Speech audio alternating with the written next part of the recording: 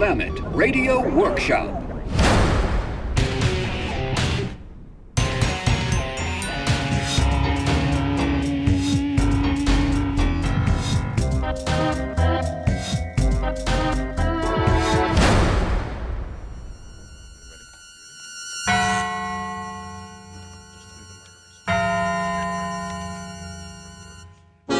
Suspense. This is the man in black, here to introduce Columbia's program, Suspense. Tonight, as we premiere our new Saturday evening series on the air, Miss Patricia Blem returns to our stage to appear in the study in terror by Lucille Fletcher called Sorry, Wrong Number. This story of a woman who accidentally overheard a conversation with death, and who strove frantically to prevent murder from claiming an innocent victim, is being repeated by popular request as tonight's tale of suspense. If you've been with us before, you will know that suspense is compounded of mystery and suspicion and dangerous adventure. In this series are tales calculated to intrigue you, to stir your nerves, to offer you a precarious situation and then withhold the solution until the last possible moment. And so it is with the story Sorry, Wrong Number, and the performance of Miss Patricia Blem. We again hope to keep you in suspense.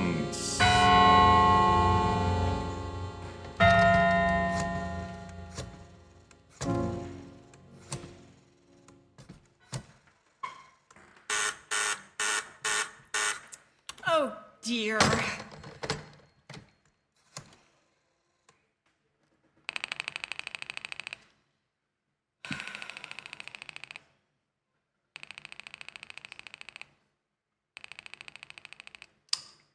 Your call, please. Operator, I've been dialing Murray Hill 70043 now for the last 3/4 of an hour, and the line is always busy. I don't see how it could be always busy that long. You try it for me, will you, please? I'll be glad to try that number for you. One moment, please. I don't see how it could be busy all this time. It's my husband's office. He's working late tonight, and I'm all alone here in the house. My health is very poor, and I've been feeling so nervous all day. Ringing Murray Hill 70093.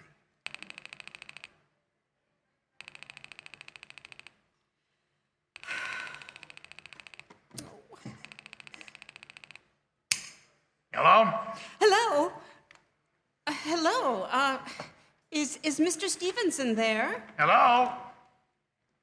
Hello? Hello.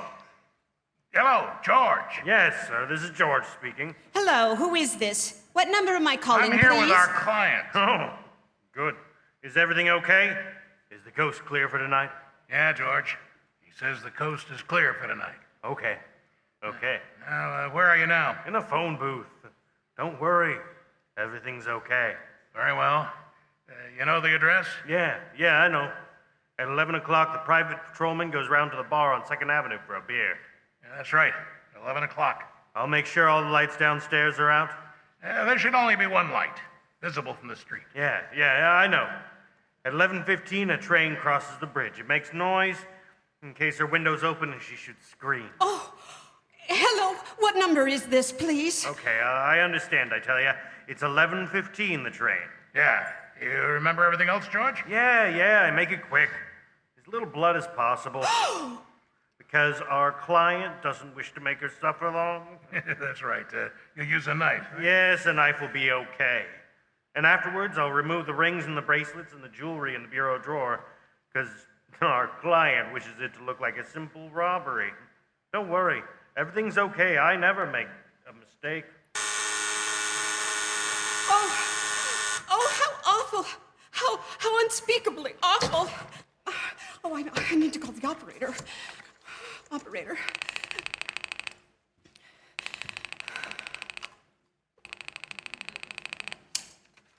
Your call, please. Operator, I've just been cut off. I'm sorry, what number were you calling? Why, it was supposed to be Murray Hill 70093, but it wasn't. Some wires must have crossed, and I was cut into a wrong number, and... Oh, I have just heard the most dreadful thing. Something about a murder. And operator, you simply have got to retrace that call at once. I beg your pardon?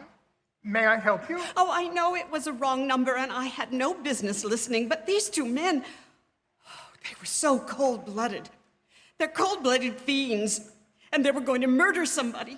Some poor, innocent woman who was all alone in a house near a bridge, and we've got to stop them. We have got What to... number were you calling, please? Well, that doesn't matter. That was a wrong number. And you dialed it. And we've got to find out what it was immediately. What number did you call? Oh, why are you so stupid? What time is it? Do you mean to tell me that you can't find out what that number was just now? I'll connect you with the chief operator. Oh, I think it's perfectly shameful. Now look, it was obviously a case of some little slip of the finger. I told you to try Murray Hill 70093 for me. You dialed it, but your finger must have slipped and it was connected with some other number. And I could hear them, but they couldn't hear me. Now I simply fail to see why you couldn't make that same mistake again on purpose. Why couldn't you try to dial Murray Hill 70093 the same sort of careless way? Murray Hill 70093? Yes! I'll try to get it for you. Well, thank you.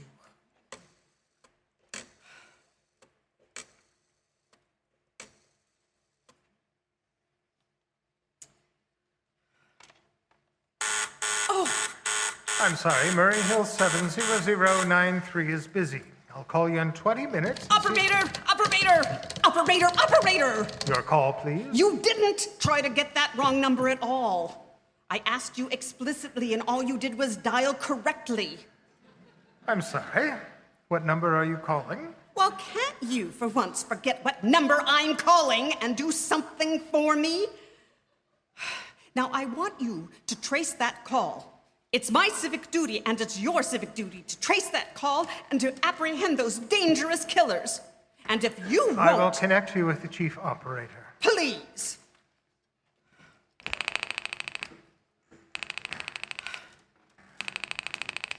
Oh, dear. This is the chief operator. Oh, chief operator, I want you to trace a call, a telephone call immediately.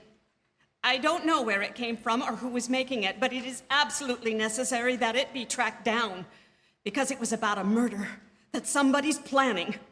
A terrible, cold-blooded murder of a poor, innocent woman tonight at 11:15. I see. Well, can you trace it for me? Can you track it down, those men? I'm not certain. It depends. Depends on what? It depends on whether the call is still going on. If it's a live call, we can trace it on the equipment. If it's been disconnected, we can't. Disconnected? If the parties have stopped talking to each other. Oh, but of course they've stopped talking to each other by now. That was at least 5 minutes ago, and I didn't think they sounded like the kind of people who would make a long call. Well, I can try tracing it. May I have your name, please? Mrs. Stevenson. Mrs. Elbert Stevenson. But listen... And your telephone number, please? Plaza 4 2295. But if you're going to go Why on do you wasting want this time... call traced, please? What? Well, no reason. I mean, I merely felt very strongly that something ought to be done about it. These men sounded like killers. They're dangerous. They're going to murder this woman at 11:15 tonight, and I thought the police ought to know. Have you reported this to the police? Well, no, not yet. You want this call checked purely as a private individual? Yes, but meanwhile I'm sorry, Mrs. Stevenson, but I'm afraid we couldn't make this check for you and trace this call just on your say-so as a private individual. We'd have to have something more official. Oh, for heaven's sake! You mean you can't tell me You mean to tell me I can't report that there's going to be a murder without getting tied up in all this red tape? Why, it's perfectly idiotic. Well, all right. I'll call the police. Thank you. I'm sure that would be the best way to take care of it. Oh, ridiculous. Perfectly ridiculous. Oh, the thought of it. I can't see why I have to go to all this trouble. The telephone company should have called the police, and they should have tracked that. Oh! Your call, please. The police department. Get me the police department. Please. Thank you. Oh, dear, do you have to dial? Can't you just ring them direct? Ringing the police department. This is ridiculous. By the time of this, they're going to get away with this. Police station, precinct 43, Sergeant Martin speaking. Police department. This is Mrs. Stevenson. Mrs. Elbert Smythe Stevenson of 53 Sutton Place. I'm calling to report a murder. I mean, the murder hasn't been committed yet, but I overheard plans for it over the telephone, over a wrong number that the operator gave me. I've been trying to trace down the call myself, but everybody is so stupid and, well, I guess in the end, you're the only people who can do anything.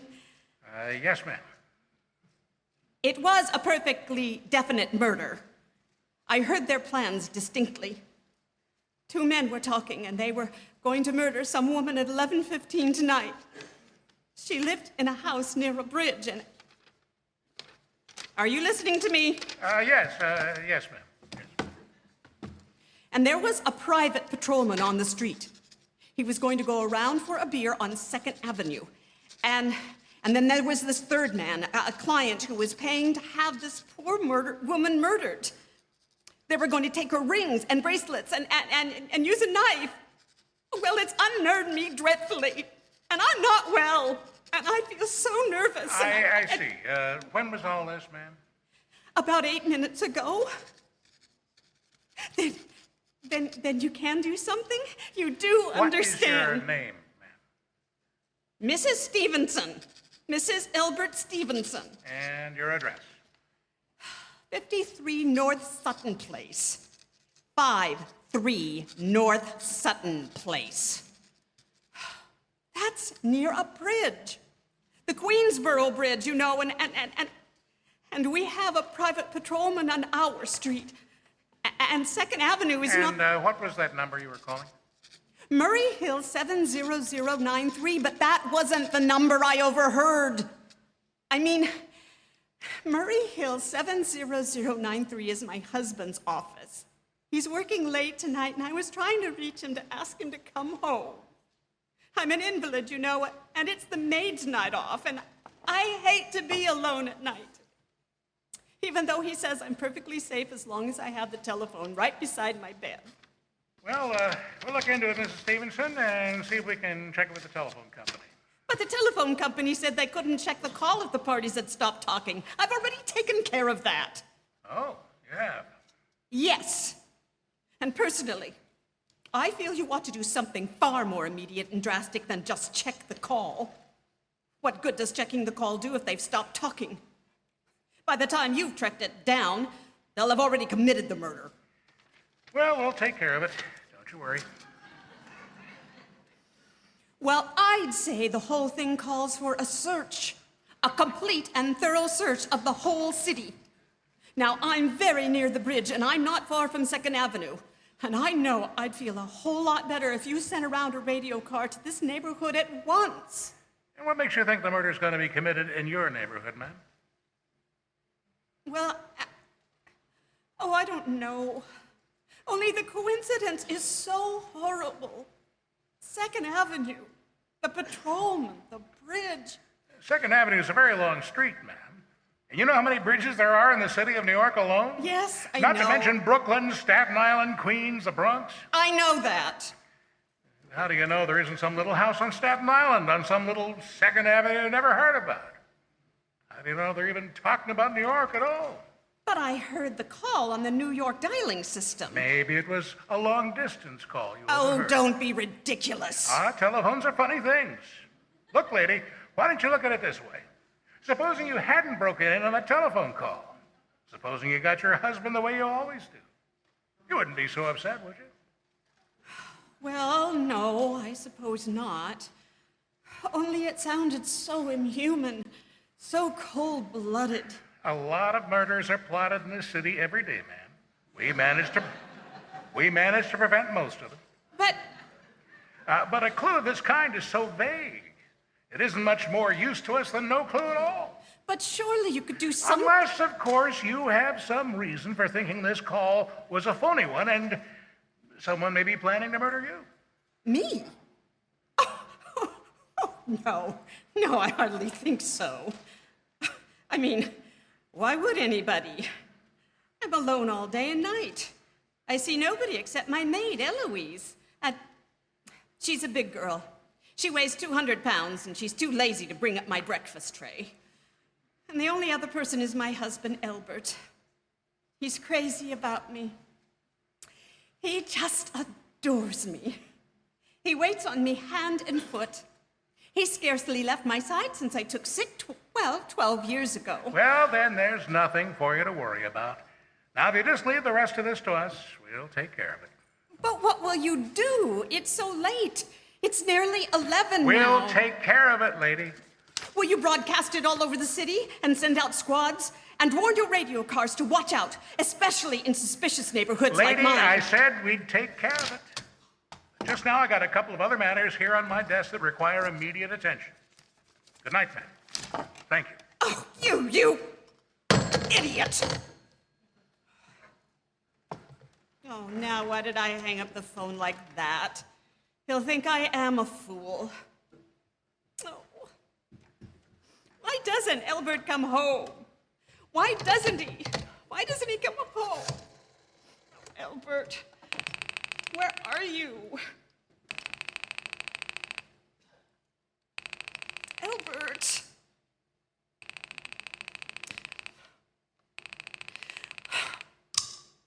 Your call, please. Operator, for heaven's sakes, will you ring that Murray Hill 70093 number again? I can't think what's keeping him so long. I'll try it for you. Well, try. I just don't see why he doesn't answer it. I'm sorry, Murray Hill 70093 is busy. I will call you in 20 I can minutes. hear it. You don't have to tell me. I know it's busy.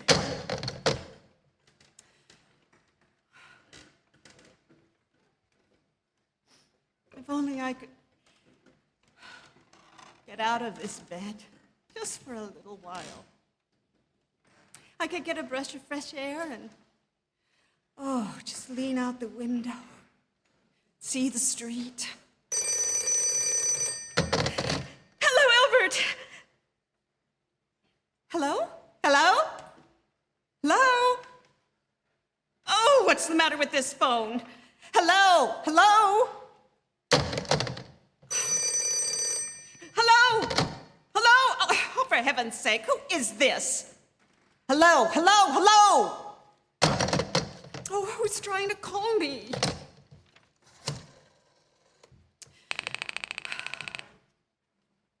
Oh, why doesn't he answer?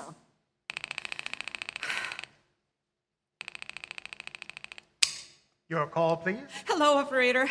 I don't know what's the matter with this telephone tonight, but it's positively driving me crazy. I've never heard such inefficient, miserable service. Now look. I am an invalid, and I am very nervous, and I am not supposed to be annoyed. But if this keeps up much longer... What seems to be the trouble? Well, everything's wrong. I haven't had one bit of satisfaction out of one call I've made this evening. The whole world could be murdered for all you people care. And now my phone keeps ringing and ringing and ringing and ringing and every 5 seconds, and I pick it up and there is no one there. I'm sorry. If you will hang up, I will test it for you. I don't want you to test it for me. I want you to put that call through, whatever it is, at once. I'm afraid I cannot do that. You can't. And why? Why, may I ask? The dial system is automatic. Oh! If someone is trying to dial your number, there's no way to check if the call is coming through the system or not, unless the person who's trying to reach you complains to his particular operator. Well, of all the stupid. And meanwhile, I've got to sit here in my bed suffering every time that phone rings, imagining everything. I will try to check the trouble for you. Check it. That's all anybody can do. Oh, what's the use of talking to you? You're so stupid. Oh, I will fix him. of all the impudent. How dare he speak to me like that? How dare he? Call the operator, that's what I'll do. Oh, why does it take so long?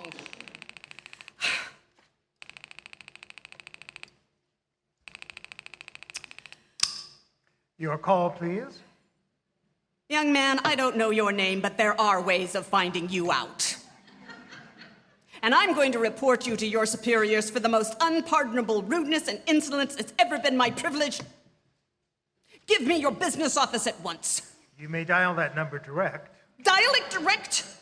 I will do no such thing. I don't even know the number. The number is in the directory, or you may secure it by dialing information. Now listen here, you... Oh, what's the use? Oh, dear.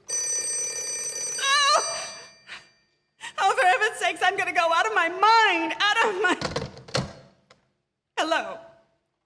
Hello? Stop ringing me, do you hear? Answer me, who is this? Do you realize you're driving me crazy? Who's calling me? What are you doing it for? Now stop it, stop it. Stop it. Hello? Hello? Look, if you don't stop ringing me, I'm going to call the police. Do you hear? The police! Oh, Albert. If only Albert would come home. Oh, let it ring. No. Let it go on ringing. It's a trick of some kind. I won't answer it. I won't. Even if it goes on ringing all night. Oh, you ring. You go ahead and ring. Stopped. Now what's the matter? Why did they stop ringing all of a sudden? Oh, oh God, what time is it? Where did I put that clock? Oh, where? Oh, there it is. 5 to 11. Oh, they've decided something. They're sure I'm home. They heard my voice answer them just now.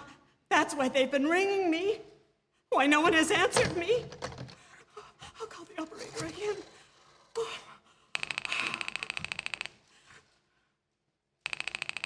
Oh, where is he? Why doesn't he answer? Why doesn't he answer? Your call, please. Where were you just now? Why didn't you answer me at once? Give me the police department. I'm sorry, the line is busy. I'll call you in 20 minutes to see if you... Busy? But how's that possible? The police department can't be busy.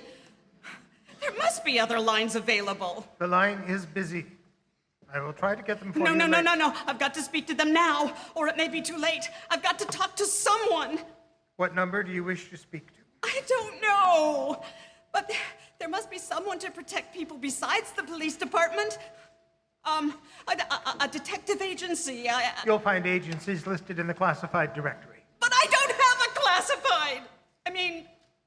No. I'm so nervous. I'm too nervous to look it up, and I don't know how to use I'll connect you with information. Perhaps they can be able to help you. No, please. Oh, you are being spiteful, aren't you? You don't care, do you, what happens to me? I could die and you wouldn't care.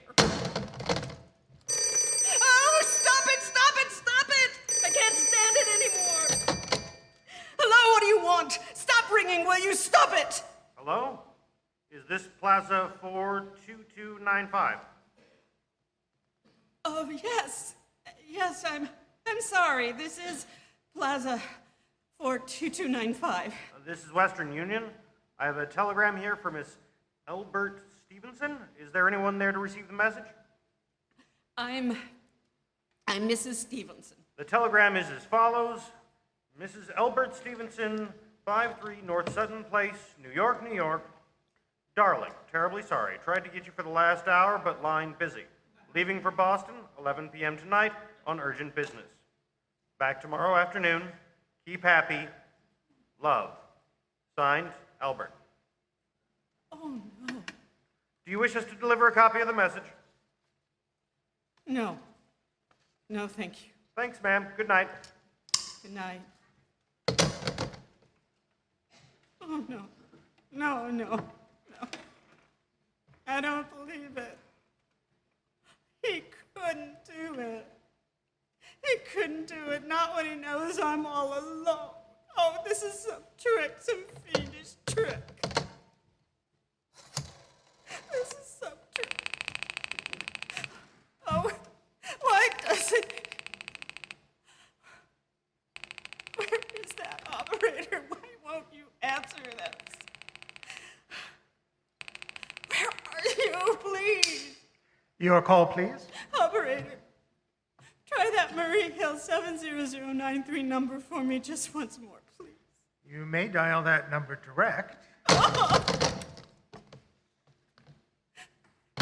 Murray Hill 70093.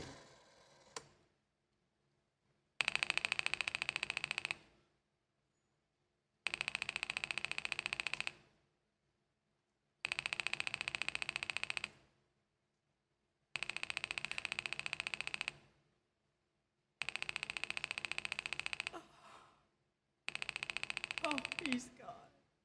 Oh, Albert, how could you? How could you? How could you? I can't be alone tonight. I can't. If I'm alone one more second, I'll go mad.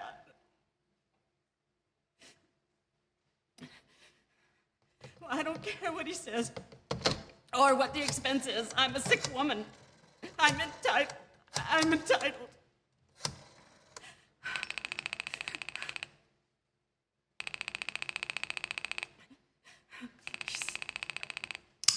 Information, may I help you? I want the telephone number of Hinchley Hospital. Hinchley Hospital. Do you have the street address? No, it's somewhere in the 70s. It's a very small private hospital, exclusive, where I had my appendix out 2 years ago. Hinchley, H-E... One moment, please. Please hurry. Please. What is the time? Oh, you may find out the time by dialing Meridian 712. Oh, for heaven's sakes, I've no time to be dialing. The number of Hinchley Hospital is Butterfield 70105. Butterfield 70105. Butterfield 0. Oh, please.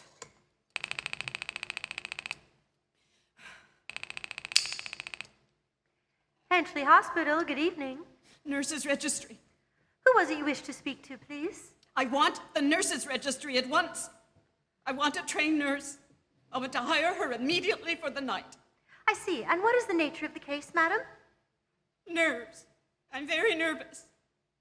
I need soothing, companionship. You see, my husband is away. Have you been and... recommended to us by any doctor in particular, madam? No, but I don't really see why all this catechizing is necessary. I just want to hire a nurse. I was a patient in your hospital 2 years ago. And after all, I do expect to pay this person for attending me. We quite understand that, madam, but these are war times, you know. Well, I don't care if they're wartime. Registered nurses are very scarce just now, and our superintendent has asked us to send people out only on cases where the physician in charge feels that it is absolutely necessary. Well, it is absolutely necessary. I am a sick woman.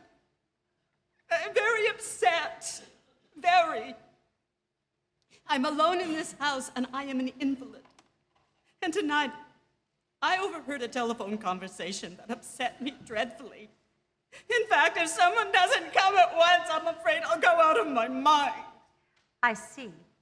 Well, I'll speak to Miss Phillips as soon as she comes in. And what is your name, madam? Miss Phillips, when would you expect her in? Well, I really couldn't say. She went out to supper at 11 o'clock. 11 o'clock? But it's not 11 yet. Oh, my clock has stopped. Oh, I thought it was running down. What time is it? Just 15 minutes past 11. What was that? What was what, madam? That click just now on my own telephone, as though someone had lifted the receiver off the hook of the extension telephone downstairs. Well, I didn't hear it, madam. Now, about this nurse... I did. There's someone in this house. Someone downstairs in the kitchen, and they're listening to me now.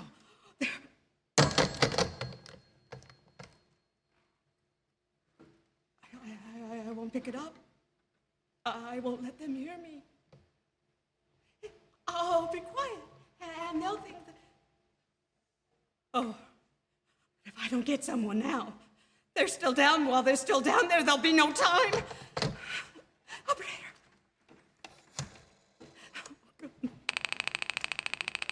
Oh, good.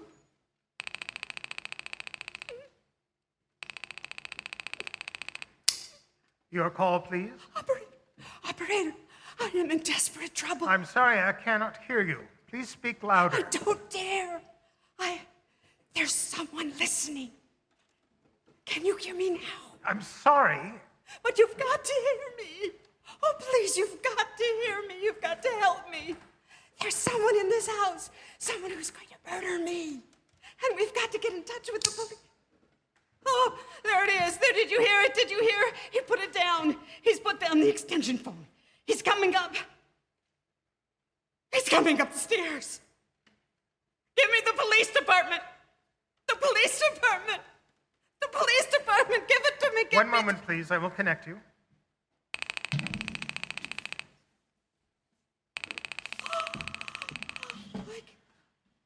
I can hear him. He's near. Oh, I hear him. I hear him. Oh, hurry, hurry, hurry.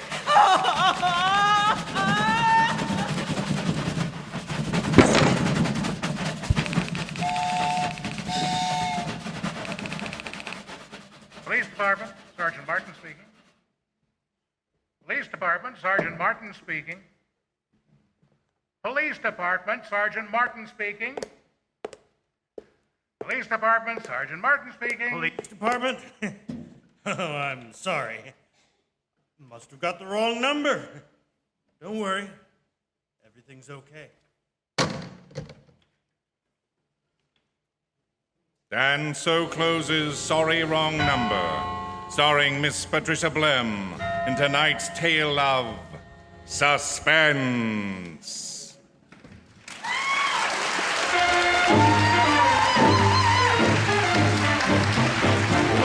This is CBS, the Columbia Broadcasting System.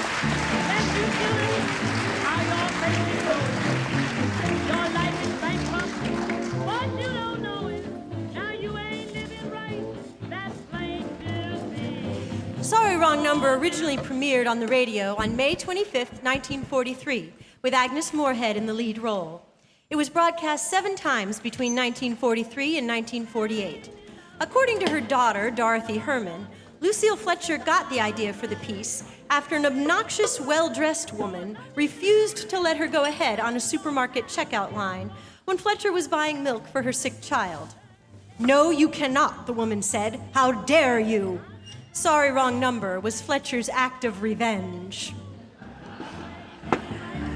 The piece inspired a film, a stage play, and 2 operas, and Orson Welles called it the single greatest radio script ever written. Though often overlooked, women played critical roles in radio's golden age, not only as performers, but even as engineers, station managers, reporters, writers, Foley artists, and owners. Oh, by the way, that jazzy underscoring you hear right now, that'd be the great band leader Calloway. No, not Cab, but his older sister Blanche, whose 50-year career included the distinction of being the first woman to lead an all-male jazz orchestra. Her mother wanted her to be something respectable, like a teacher or a nurse.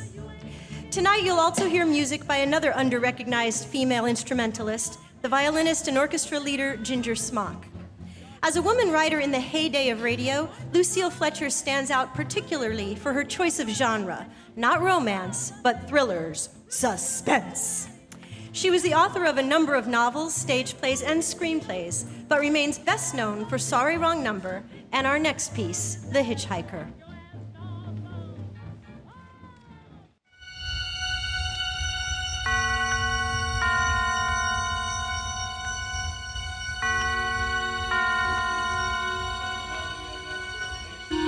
Bringing you Suspense. Suspense, Columbia's parade of outstanding thrillers. The notable melodramas from stage and screen, fiction and radio, presented each week to bring you to the edge of your chair. To keep you in suspense.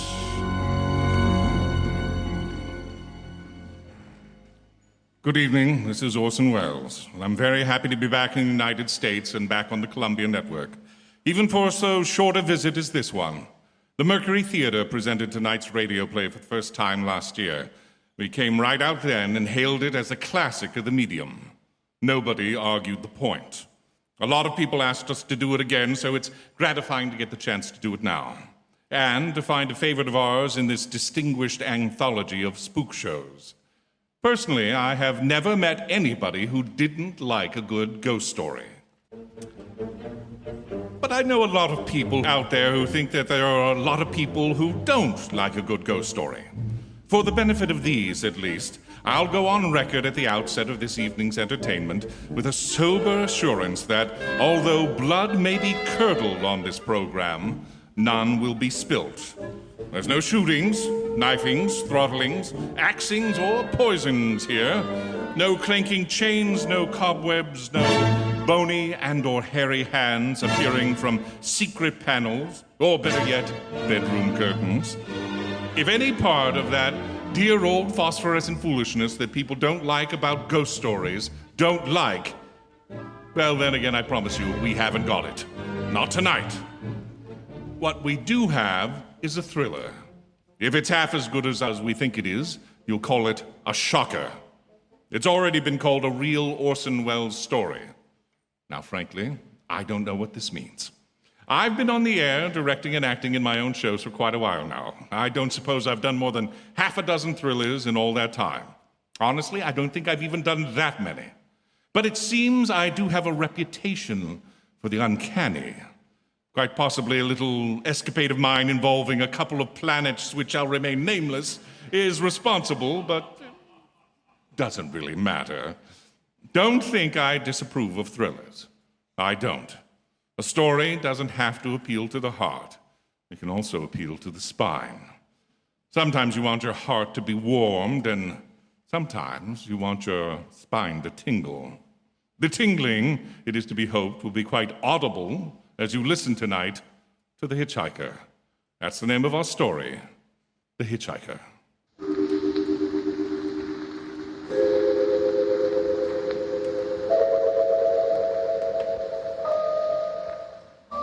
I'm in an auto camp on Route 66, just west of Gallup, New Mexico. If I tell it, perhaps it'll help me, keep me from going crazy. I gotta tell this quickly. I'm not crazy now. I feel perfectly well, except that I'm running a slight temperature. My name is Ronald Adams. I'm 36 years of age, unmarried, tall, dark, with a dark mustache. I drive a 1940 Buick, license number 6Y175189. I was born in Brooklyn. All of this I know. I know that I'm at this moment perfectly sane. That it's not me who's gone mad, but something else, something utterly beyond my control. I've got to speak quickly. At any minute, the link may break. This may be the last thing I ever tell on Earth. The last night I ever see the stars. 6 days ago, I left Brooklyn to drive to California. Goodbye, son. Good luck to you, my boy. Goodbye, Mother. Here, give me a kiss, then I'll go. Oh, I'll come out to the car with you. No, it's raining. You stay here at the door. Oh, what's this, tears? I thought you promised me that you wouldn't cry. Oh, I know, dear. I'm sorry, but I do hate to see you go. Oh, Mother, I'll be back. I'll only be on the coast for 3 months. Oh, it isn't that. It's just the trip. Ronald, I wish you weren't driving. Oh, Mother, there you go again. People do it every day.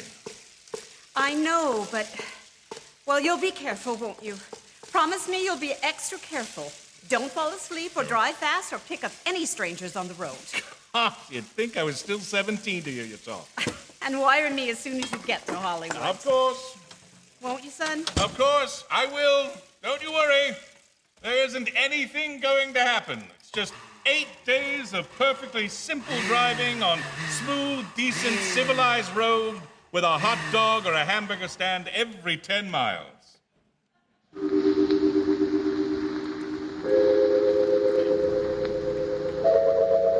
I was in fine spirits. The drive ahead of me, even the loneliness seemed like a lark. But I reckoned without him. Crossing the Brooklyn Bridge that morning in the rain, I saw a man leaning against the cables. He seemed to be waiting for a lift. There were spots of fresh rain on his shoulders. He was carrying a cheap overnight bag in one hand. He was thin, nondescript, with a cap pulled down over his eyes.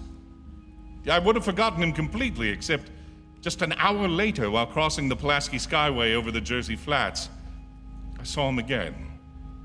At least he looked like the same person. He was standing now with one thumb pointing west. I couldn't figure out how he got there, but I thought probably one of those fast trucks had picked him up, beaten me to the Skyway, and let him off. I didn't stop for him. Then, late that night, I saw him again. I was on the new Pennsylvania Turnpike between Harrisburg and Pittsburgh. It's 265 miles long with a very high speed limit. I was just slowing down for one of the tunnels when I saw him, standing under an arc light by the side of the road. I could see him quite distinctly, the bag, the cap, even the spots of fresh rain spattered on his shoulders. He hallooed me at that time. Hello! Hello! I stepped on the gas like a shot.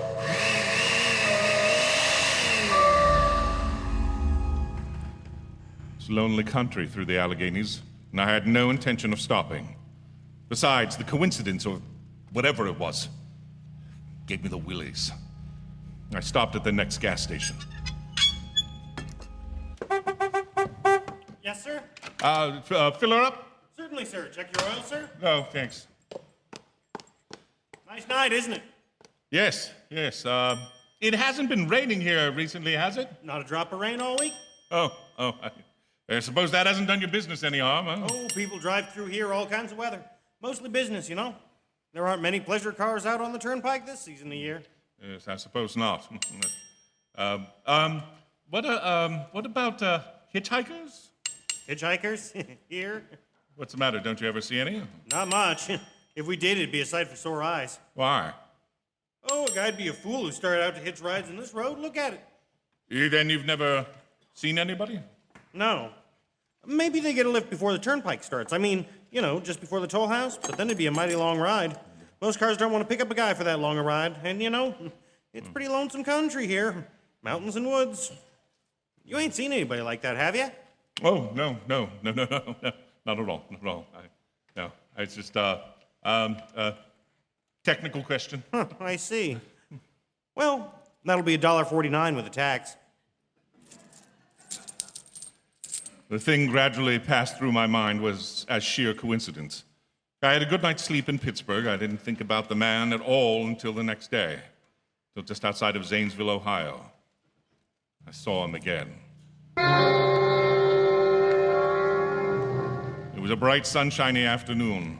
The peaceful Ohio fields, brown with the autumn stubble, lay dreaming on the golden light, and I was driving by, drinking it in, when the road suddenly ended in a detour. In front of the barrier, he was standing. Let me explain about his appearance before I go on. I repeat, there was nothing sinister about him. He was just as drab as a mud fence, nor was his attitude menacing. He merely stood there, waiting, almost drooping a little. Cheap overnight bag in his hand. He looked as though he'd been waiting there for hours. He looked up, he hailed me, and he started to walk forward. Hello! Hello! Hello! No, just now, sorry. Are you going to California? No, not today. The other way, going to New York, sorry.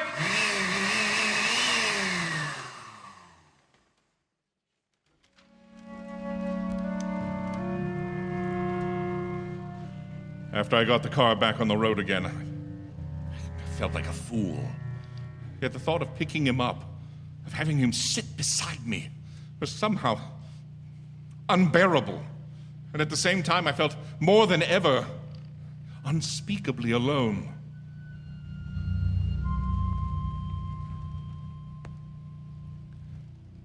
Hour after hour went by. The fields, towns, ticked off one by one. The light changed.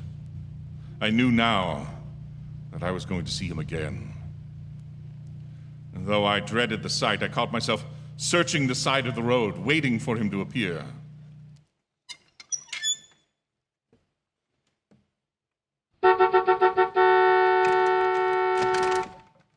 Yeah, what is it? You sell sandwiches and pop here, don't you? Yeah, we do in the daytime.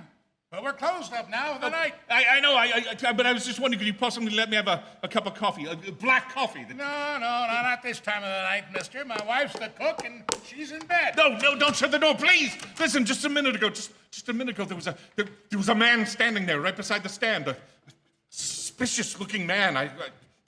I don't want to disturb you. You see, I was driving along when I just happened to look, and there he was. What was he doing? Nothing. Oh, you've been taking a nip. That's what you've been doing. On your way before I call out Sheriff Oaks.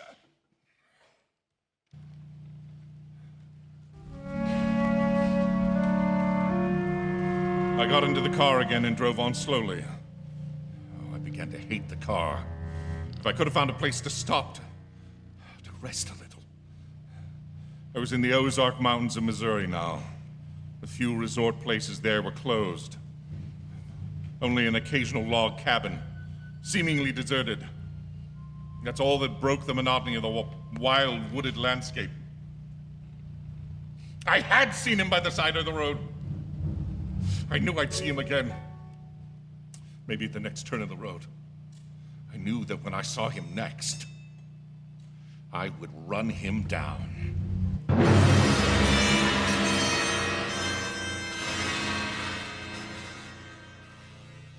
But I didn't see him again. I didn't see him until late next afternoon.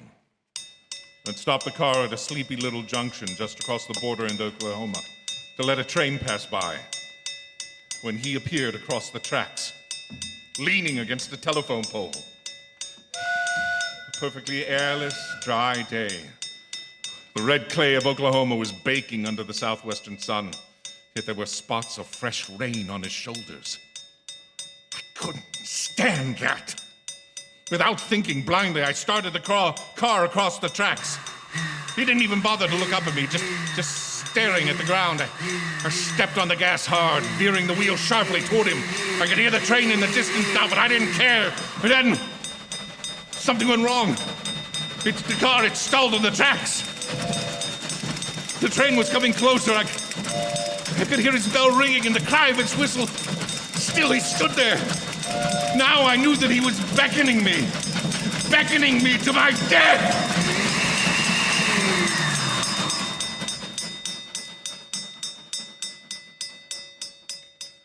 Well, I frustrated him that time. The starter worked at last. I managed to back up when the train passed. He was gone. I was all alone in the hot, dry afternoon. After that, I knew I had to do something.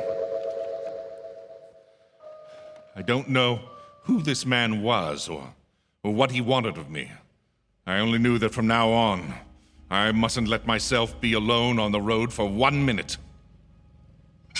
Hello there! Would you like a ride? Well, what do you think? How far you going? Where do you want to go? Amarillo, Texas? I'll drive you there. Gee.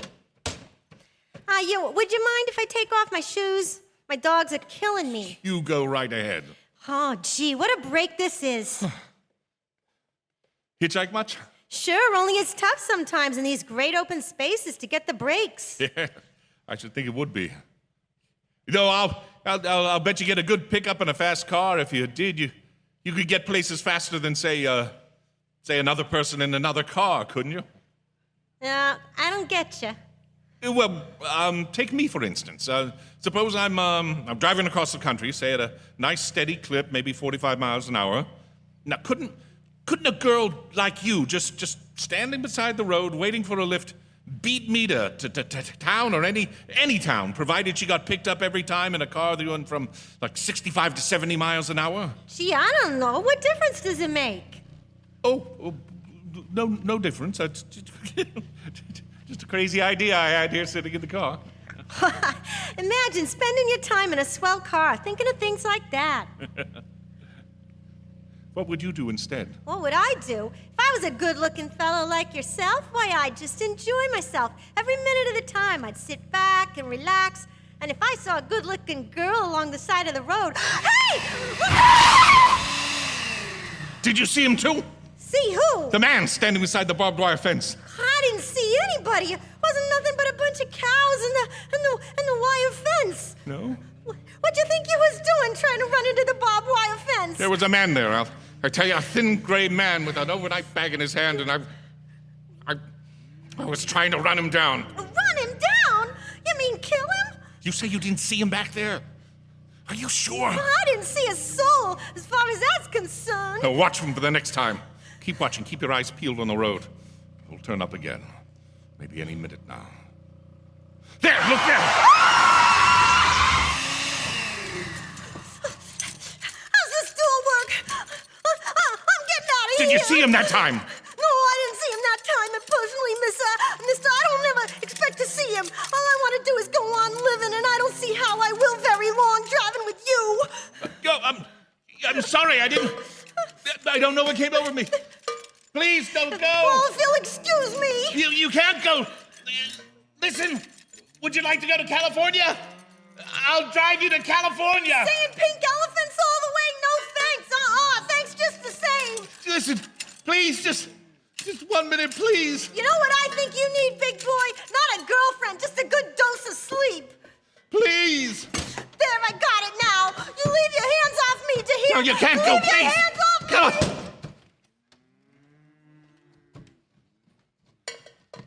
She ran from me, as though I was a monster. A few minutes later, I saw a passing truck pick her up. I knew then that I was utterly alone. I was in the heart of the great Texas prairies. There wasn't a car on the road after the truck went by.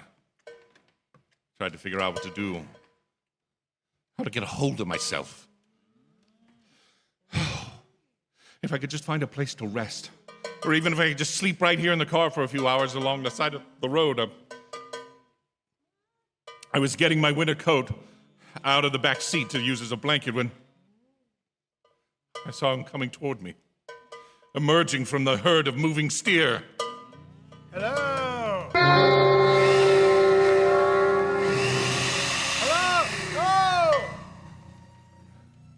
Maybe I should have spoken to him then. Fought it out, then and there. For now, he began to be everywhere. Wherever I stopped, even for a moment, a gas, or oil, a drink of pop, a cup of coffee, a sandwich. He was there. I saw him standing outside the auto camp in Amarillo that night when I dared to slow down. He was sitting near the drinking fountain of a little camping spot just inside the border of Mexico. He was waiting for me outside the Navajo reservation where I stopped to check my tires. I saw him in Albuquerque where I bought 20 gallons of gas. I was afraid to stop now. I began to drive faster and faster. I was in a lunar landscape now. The great arid mesa country of New Mexico. I drove through it with the indifference of a fly crawling over the face of the moon. Now he didn't even wait for me to stop. Unless I drove at 85 miles an hour over those endless roads, he waited for me at every other mile. I'd see his figure, shadowless, flitting before me, still in its same attitude over the cold, lifeless ground, flitting over dried-up rivers, over broken stones cast up by old glacial upheavals, flitting in the pure, cloudless air. I was beside myself when I finally reached Gallup, New Mexico this morning. There's an auto camp there, cold, almost deserted this time of year. I went inside and asked if there was a telephone. I had the feeling that if I could just speak to someone familiar, someone I loved, I could pull myself together.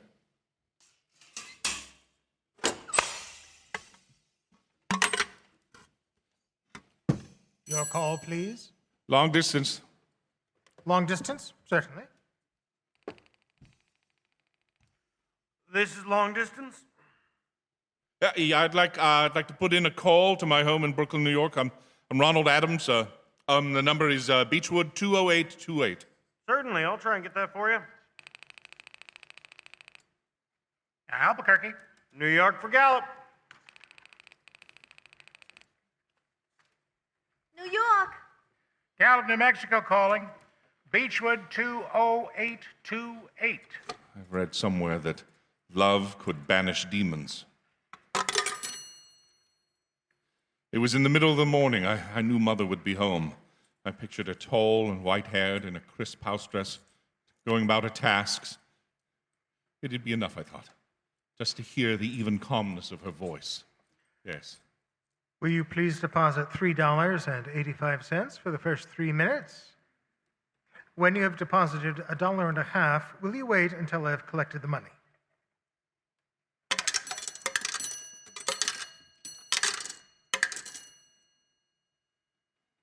All right.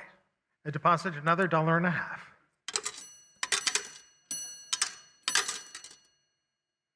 And will you please deposit the remaining 85 cents?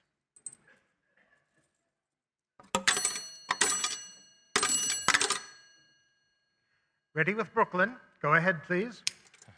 Hello? Mrs. Adams' residence. Hello, Mother? This is Mrs. Adams' residence. Who is it you wish to speak to, please? What? Yeah, who's this? This is Mrs. Winnie. Mrs. Winnie, I don't know any Mrs. Winnie. Is this Beechwood 20828? Yes. Where's my mother? Where's Mrs. Adams? Mrs. Adams is not at home. She's still in the hospital. Hospital? Yes, who's this calling, please? Is it a member of the family? What's she in the hospital for? Oh, she's been prostrated for 5 days, nervous breakdown. But who's this calling? Nervous breakdown? Well, my mother has never been nervous. It's all taken place since the death of her eldest son, Ronald. Death of her oldest son, Ronald? Hey, what's this? What number is this? Well, this is Beechwood 20828. It's all been very sudden. He was killed just 6 days ago in an automobile accident on the Brooklyn Bridge. Your 3 minutes are up, sir. Your 3 minutes are up, sir. Your 3 minutes are up, sir.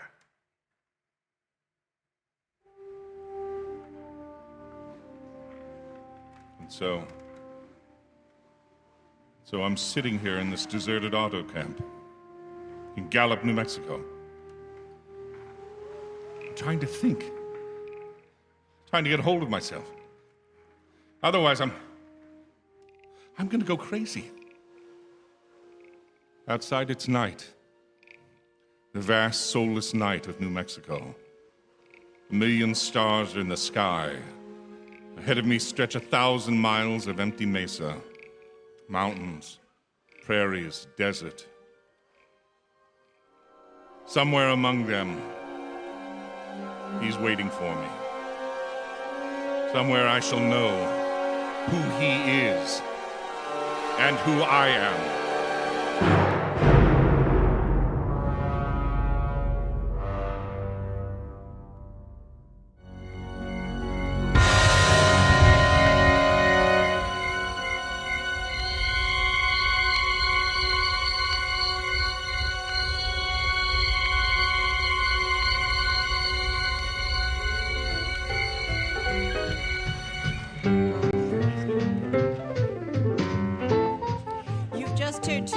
classics from the First Lady of Radio Drama, Lucille Fletcher.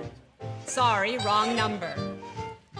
In Sorry, Wrong Number, Fletcher paints the portrait of a high-strung, feeble, dependent, trapped, hysterical woman whom no one takes seriously. And then she kills her off. In Hitchhiker, Fletcher gives us a carefree, independent character who heads out into the world on his own, only to be haunted at every turn by the ghost of himself, and who ends up stranded, unsure of his identity, his future, or even his very existence. You could argue that he is an apt metaphor for a woman in the 40s, stepping forth into the territory of a male-dominated profession. We'd like to close this evening's performance honoring Women's History Month with some highlights from Virginia Woolf's seminal 1928 essay, A Room of Her Own. A room of one's own. Writing 20 years before Lucille Fletcher, Woolf begins by stating what she calls a minor opinion. Quote, "A woman must have money and a room of her own if she is to write fiction." End quote. Woolf goes on to imagine a visit to a British men's college where she is barred entry to the library because she is a woman. While dining with her friend Mary Seton, Woolf contrasts the great history of wealth and resources at the foundation of the all-male college with the resources of Furnham, the nearby women's college. It was only after a long struggle and with the utmost difficulty that Furnham's women founders got 30,000 pounds together. So obviously we cannot have wine and partridges and servants carrying tin dishes on their heads. We cannot have sofas and separate rooms. The amenities will have to wait. At the thought of all those women working year after year and finding it hard to get 2,000 pounds together and as much as they could to get 30,000 pounds, we burst out in scorn at the reprehensible poverty of our sex. What had our mothers been doing then, that they had no wealth to leave us? Powdering their noses? Looking in at shop windows? Flaunting in the sun at Monte Carlo? There were some photographs on the mantelpiece. Mary's mother, if that was her picture, may have been a wastrel in her spare time. She had 13 children by a minister of the church. But if so, her gay and dissipated life had left too few traces of its pleasures on her face. She was a homely body, an old lady in a plaid shawl which was fastened by a large cameo, and she sat in a basket chair, encouraging a spaniel to look at the camera with the amused yet strained expression of one who is sure that the dog will move directly the bulb is pressed. Now, if she had gone into business, had become a manufacturer of artificial silk or a magnate on the stock exchange, if she had left 200,000 or 300,000 pounds to Furnham College, we could have been sitting at our ease tonight, and the subject of our talk might have been archaeology, botany, anthropology, physics, the nature of the atom, mathematics, astronomy, relativity, geography. If only Mrs. Seton and her mother before her, had learnt the great art of making money, and had left their money, like their fathers and their grandfathers before them, to found fellowships and lectureships and prizes and scholarships appropriated to the use of their own sex, we might have dined very tolerably up here alone off a bird and a bottle of wine. We might have looked forward without undue confidence to a pleasant and honorable lifetime spent in the shelter of one of the liberally endowed professions. We might have been exploring or writing or mooning about the venerable places of the earth, sitting contemplative on the steps of the Parthenon, or going at 10 to an office and coming home comfortably at 4:30 to write a little poetry.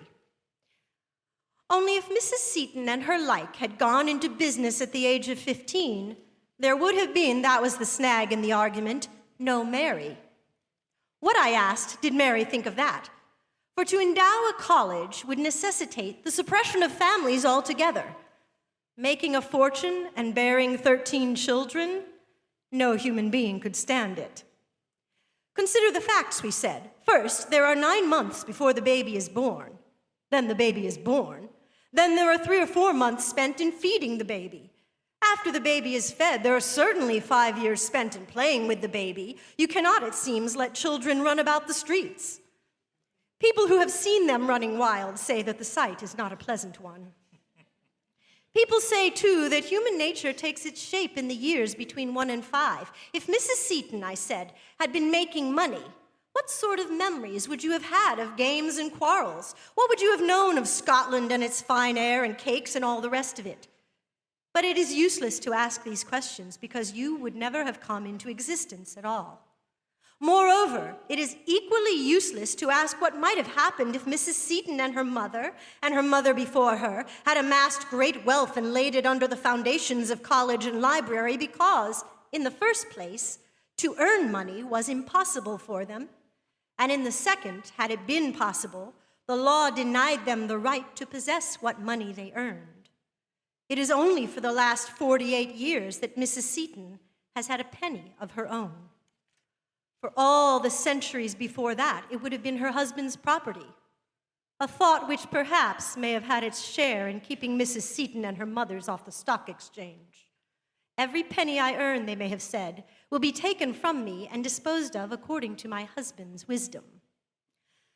So we talked, standing at the window and looking as so many thousands look every night down on the domes and towers of the famous city beneath us.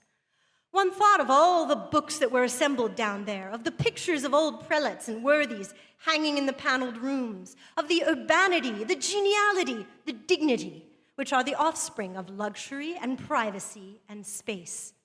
Certainly our mothers had not provided us with anything comparable to all this. Our mothers who found it difficult to scrape together 30,000 pounds. Our mothers who bore 13 children to ministers of religion at St. Andrews. We pondered why it was that Mrs. Seton had no money to leave us, and what effect poverty has on the mind, and what effect wealth has on the mind. We thought about the shut doors of the library, and how unpleasant it is to be locked out, and how it is worse, perhaps, to be locked in. About the safety and prosperity of the one sex and the poverty and insecurity of the other, and the effect of tradition and the lack of tradition upon the mind of a writer. Wolfe goes to the British Museum and finds it odd how many books about women were written by men. Finally, she imagines what might have happened if Shakespeare had had a sister as gifted as he, and how impossible it would have been for the genius of Shakespeare's sister ever to have found the light, let alone lived to see posterity. And then she concludes. Now, my belief is that this poet, who never wrote a word and was buried at the crossroads, still lives. She lives in you and in me and in many other women who are not here tonight, for they are washing up the dishes and putting the children to bed. But she lives. For great poets do not die. They are continuing presences. They need only the opportunity to walk among us in the flesh. This opportunity is now coming within your power to give her. For my belief is that if we live another century or so and have 500 a year each of us and rooms of our own, if we have the habit of freedom and the courage to write exactly what we think, if we escape a little from the common sitting room and see human beings not always in their relation to each other, but in relation to reality, then the opportunity will come, and the dead poet, who was Shakespeare's sister, will put on the body which she has so often laid down, drawing her life from the lives of the unknown who were her forerunners. She will be born. As for her coming without that preparation, without that effort on our part, without that determination that when she is born again, she shall find it possible to live and write her poetry, that we cannot expect, for that would be impossible. But I maintain that she would come if we worked for her, and that so to work, even in poverty and obscurity, is worthwhile. Today we honor Women's History Month by honoring all our mothers and grandmothers and great-grandmothers, and all our daughters and granddaughters and great-granddaughters, whether they write fiction or bear children raise children, or direct movies, or run for president. For we are all part of Women's History Month.